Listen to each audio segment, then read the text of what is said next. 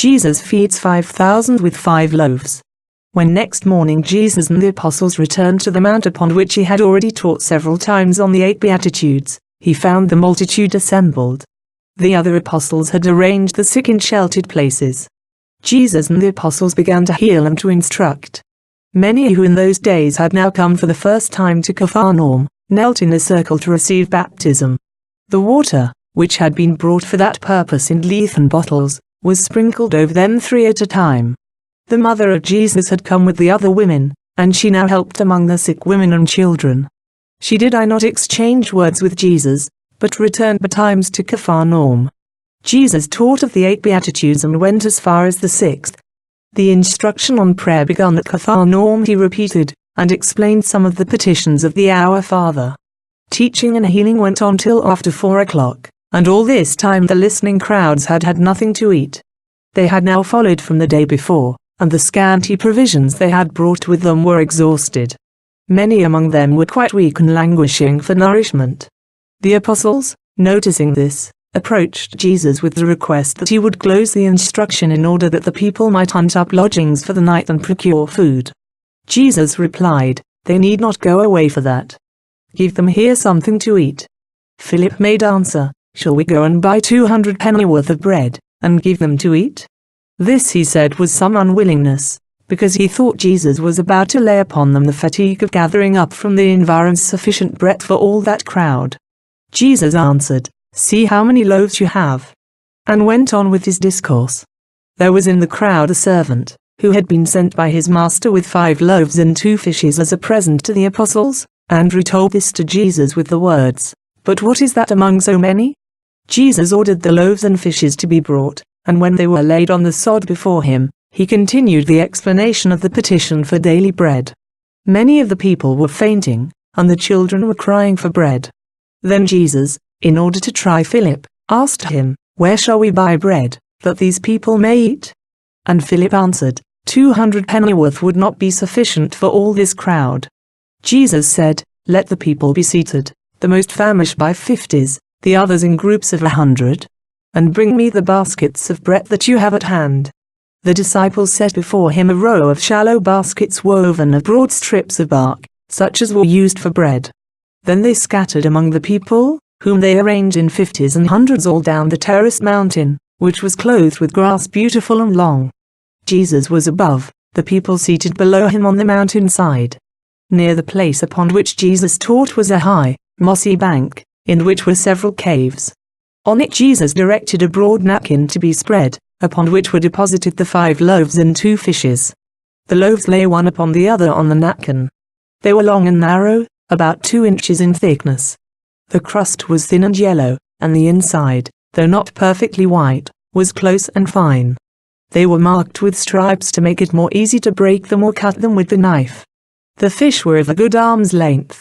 Their heads were somewhat projecting, not like our fish. Cut up, roasted, and ready for eating, they lay upon large leaves. Another man had brought a couple of honeycombs, and they too were laid on the napkin. When the disciples numbered the people and seated them in 50s and 100s as Jesus had directed, he cut the 5 loaves with a bone knife, and the fish, which had been split down lengthwise, he divided into cross pieces. After that he took one of the loaves in his hands, raised it on high and prayed. He did the same with one of the fish. I do not remember whether he did the same with the honey or not. 3 of the disciples were at his side. Jesus now blessed the bread, the fish, and the honey, and began to break the cross-sections into pieces, and these again into smaller portions. Every portion immediately increased to the original size of the loaf, and on its surface appeared, as before, the dividing lines. Jesus then broke the individual pieces into portions sufficiently large to satisfy a man, and gave with each a piece of fish. Saturnin, who was at his side, laid the piece of fish upon the portion of bread, and a young disciple of the Baptist, a shepherd's son, who later on became a bishop, laid upon each a small quantity of honey. There was no perceptible diminution in the fish, and the honeycomb appeared to increase.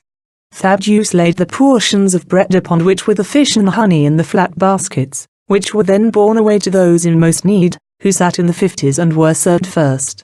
As soon as the empty baskets were brought back, they were exchanged for full ones, And so the work went on for about 2 hours until all had been fed.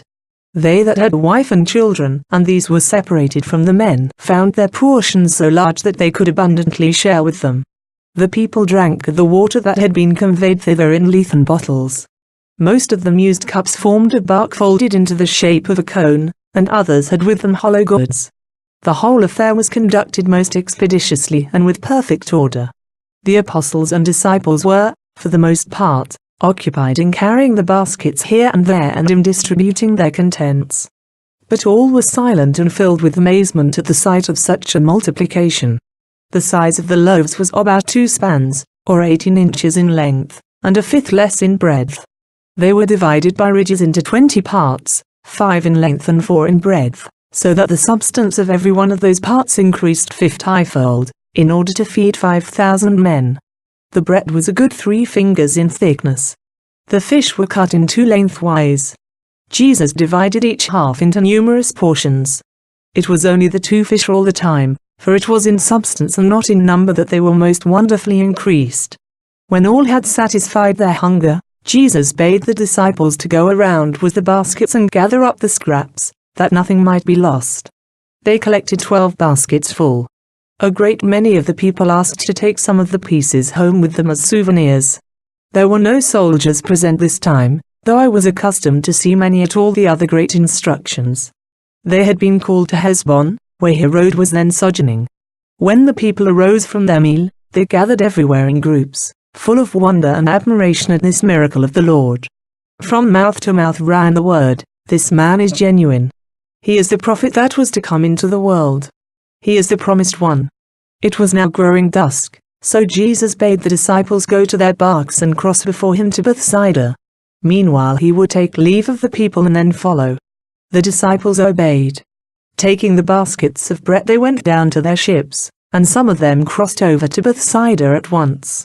The apostles and some of the older disciples remained behind a little longer and then departed on Peter's bark. Jesus now dismissed the multitude, who were deeply moved.